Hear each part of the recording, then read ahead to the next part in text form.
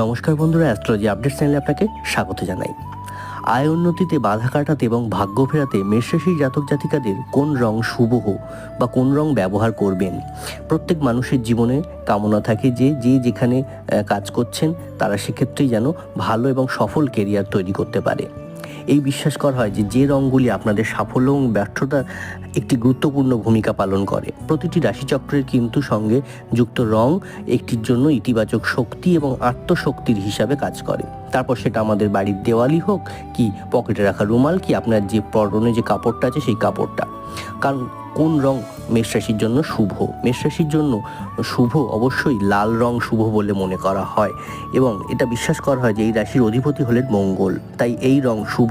এছাড়াও মেষ রাশির জাতক জাতিকাদের জন্য হলুদ কমলা কিন্তু শুভ। অন্যদিকে সবুজ নীল এই ব্যক্তিদের জন্য অশুভ বলে মনে করা হয়। ভিডিওটি ভালো লাগলে লাইক কমেন্ট শেয়ার করে সঙ্গে থাকুন।